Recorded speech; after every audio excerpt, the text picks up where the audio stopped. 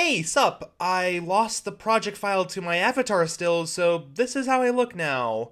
Turns out, deleting System 32 does not give you free Robux. I have been meaning to redesign my character anyway, so what's a better time than now? Here's a quick sketch of what I had in mind. I got the wrong notebook. Video games have created some of the most iconic characters of all time. But fuck that, I want to play as King Edward VII! Avatars are the best way to immerse someone in a game that doesn't involve sticking a screen to your face. The usefulness of a character creator can range from essential to just a fun side thing, but regardless, they're always fun to mess around with. Whether you're creating yourself, your friends, or LeBron James, you can spend hours just playing with a character creator and seeing what you can conjure up.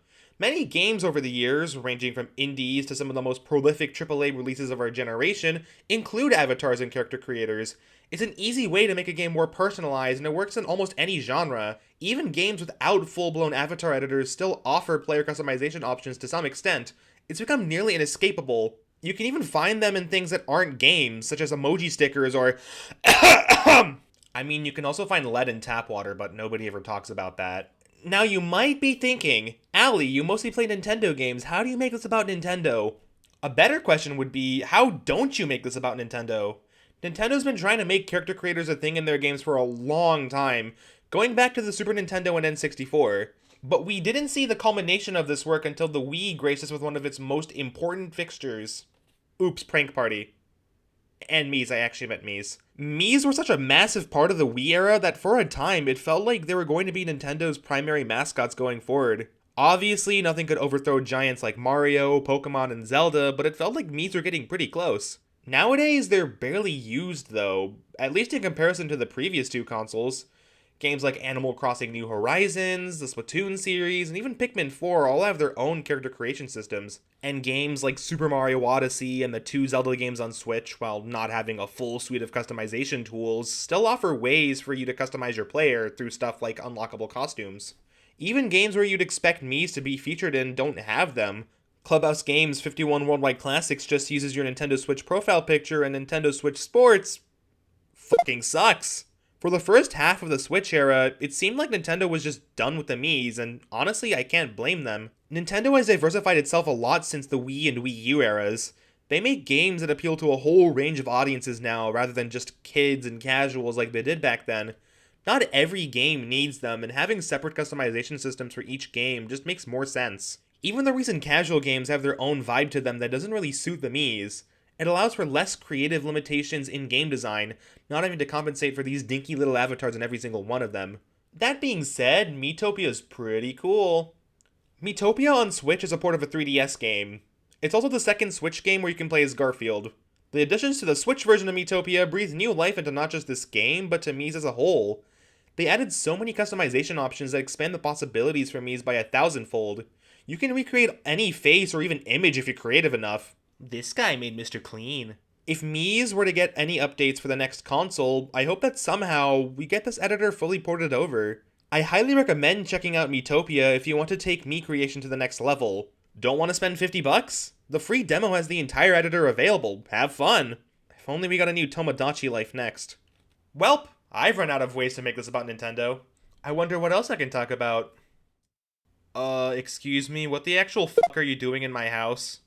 In 2008, Microsoft decided to copy Nintendo's homework. 2 years before they actually did that. And in an Xbox 360 update, Xbox avatars were introduced. They had a pretty unique charm compared to Mii's. In fact, a lot of people who grew up with the 360 are pretty nostalgic for these things. The avatars are actually still around to this day, and they even received a pretty major overhaul in 2018. But does anybody actually use them these days? With Mii's, there's still a pretty clear audience for them, but I have not seen that many people clamoring for these things to come back in any major capacity beyond 360 era nostalgia.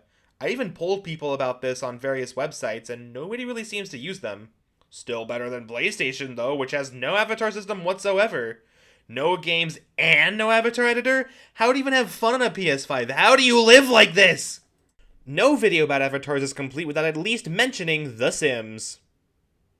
That's it, I mentioned The Sims. I mean, what if I don't want to create humans? What if I wanted to create a freak of nature instead? Spore. Up until writing this video, I didn't know much at all about Spore, but as far as I can tell, it seems to be somewhat like The Sims, except instead of focusing on a little community of people, you create species and send them across an entire evolutionary timeline. Spore's character creator seems rather expansive, which is impressive for a game where you essentially create whole new creatures.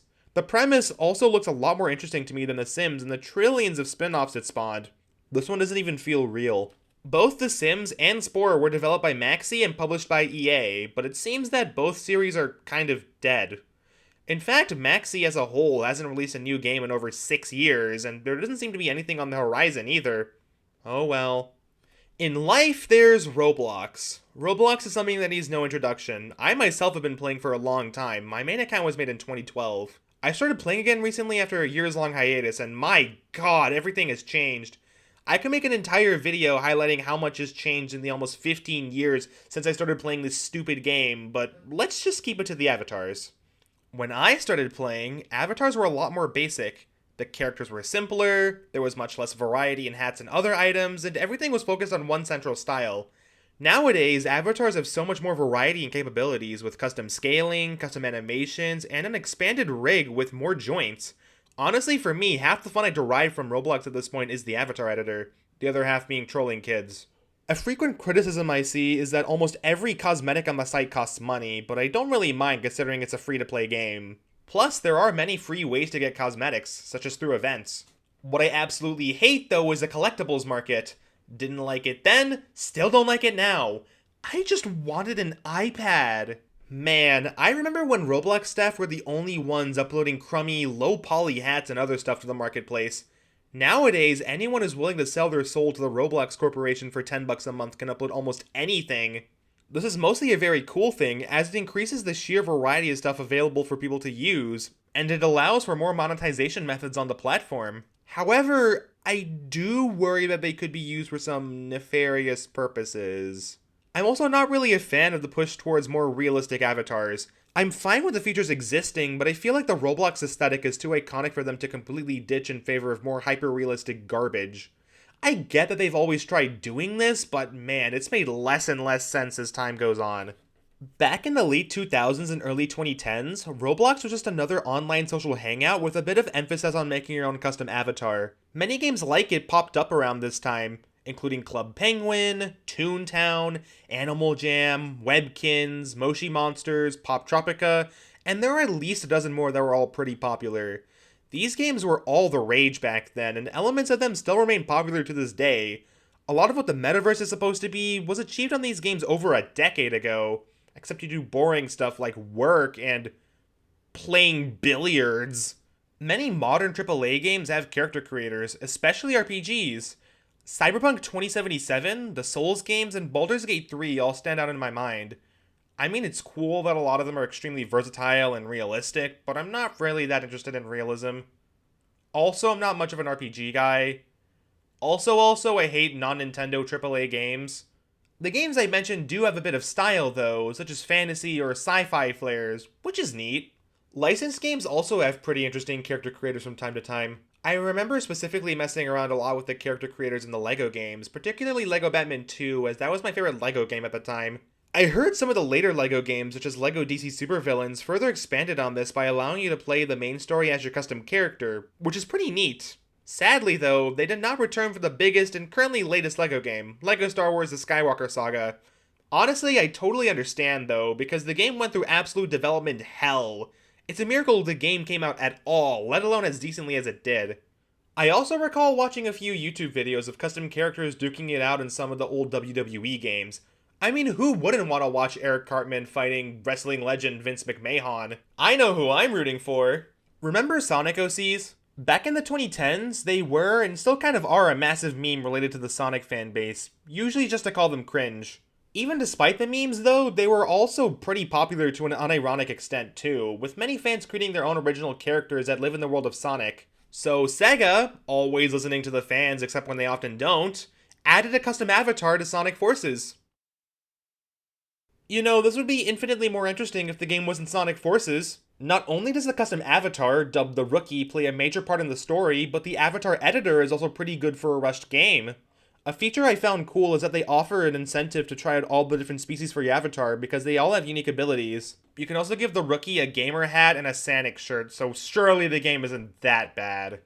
I don't really see this concept ever coming back because not only would it be really hard to justify or even make sense of, but also Sonic Team seems to just be doing its own thing again instead of hard pandering to the fan base. Little Big Planet allows you to play with your sack. I literally only mentioned it in this video just for this joke. Not even the biggest game in the world can escape character creation.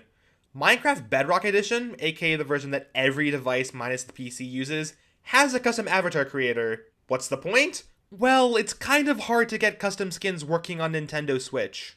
For a while, you could only buy pre-made skins in the Minecraft Marketplace if you wanted to change a character on anything other than a computer. But in 2019, the avatar creator was introduced, allowing us console plebeians all over the world to finally have our own custom character. The character creator is fine, if a bit basic, but it's also heavily monetized. Most cosmetics, most of which are made by the community, are blocked behind a paywall, which is similar to how Roblox does things, but for some reason, similar items between the two are more expensive in Minecraft. I'm not surprised considering this would be the obvious thing to do, plus this is Bedrock, but man, it still feels weird. Especially since you sunk 30 bucks into the game already. Character creators and avatars are one of the best ways to add easy customization options and more side content to almost any game. Even the most basic of avatar creators still offer hours upon hours of fun because it feels like you played a part in creating the game. It's like the IKEA effect. People feel more connected to the things they played a part in creating. They make games more immersive and personal, allowing people to form greater connections to them at its most essential while remaining a fun activity at its simplest. Since the 90s and 2000s, many games have offered avatars and character creators, and they continue to get better with each new technical leap.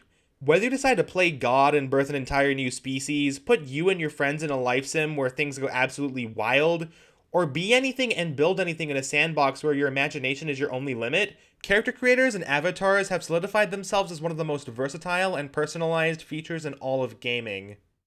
Hey! I finally got my new avatar. Like the look? I know I do. I wonder who made this. Oh.